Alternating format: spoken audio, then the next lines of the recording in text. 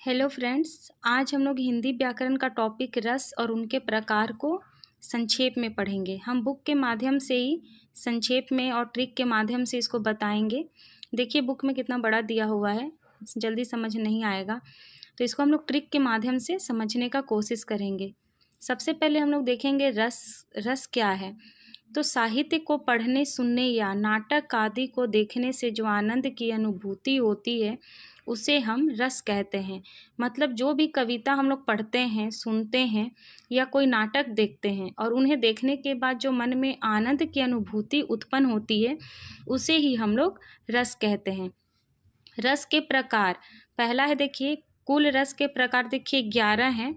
ऐसे हिंदी में मुख्य रूप से 9 रस माने जाते हैं, पर आधुनिक युग में जुड़े और नए रस और वो 11 हो गए। तो पहला है देखिए श्रृंगार रस। तो श्रृंगार रस, इसको हम लोग ट्रिक से समझेंगे कि श्रृंगार रस कहाँ, जिस कविता में प्रेम और श्रृंगार की भावना हो वहाँ पर श्रृंगार रस होता है, और श्रृंगार रस को ही रसों का राजा भी कहते हैं। दूसरा है देखिए हास्य रस। हास्य से ही पता चलता है, मतलब हंसी। तो जिस कविता को पढ़ के मन में हंसी का भावना उत्पन्न हो वहाँ पे हास्य रस होगा। और करुण, करुण मतलब दुख।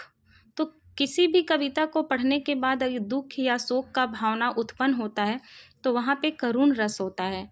फिर देखिए अगला वीर रस। वीर मतलब वीरता। तो ऐसी कोई भी कविता जहाँ पे वीरता का बखान किया गया हो और मन में पढ़ने के साथ एक वीरतापन, उत्साह, ये सब अनुभव हो तो वहाँ पे वीर रस होगा। फिर देखिए रौद्र रस। रौद्र मतलब क्रोध। तो जिस कविता में क्रोध की भावना दिखे पढ़ने के बाद या महसूस हो तो वहाँ पे हम लोग रौद्र रस समझेंगे कि वहाँ रौद्र रस होगा। भयानक रस मतलब भय। तो जिन कविताओं में पढ़ के या सुन के हम लोग को भय उत्पन्न होता है, मन में डर सा लगता है, तो वहाँ पे भयानक रस होगा। विभस्त रस। विभस्त मतलब इसको हम लोग जो गुप्सा भी कहते हैं या घृणा, एक तरह से किसी भी चीज़ को अगर हम लोग पढ़ रहे हैं, कविता काव्य कुछ भी है पढ़ रहे हैं और वो पढ़ने के बाद घृणा जैसा महसूस होता है तो वहाँ पे लगेगा विभत्स रस।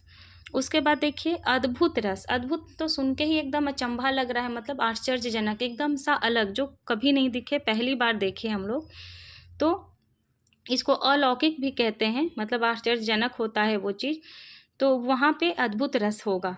जैसे कोई भी ऐसा काव्य कविता पढ़ रहे हैं, सुन रहे हैं, जहाँ ऐसा लगे कि अरे ये तो एकदम अलग है, पहली बार देखे सुने, तो वहाँ पे अद्भुत रस होगा। फिर देखिए अगला है शांत रस। शांत मतलब एकदम से शांत। तो जिन कविताओं को पढ़कर सुनकर शांति का भावना उत्पन्न हो और जहाँ शांति का अनुभव हो रहा है वहाँ पर लगेगा आपका शांत रस। शांत रस को सबसे सर्वश्रेष्ठ भी माना जाता है। ठीक है, तो ये था रस और उनके ये 11 प्रकार हैं रस के।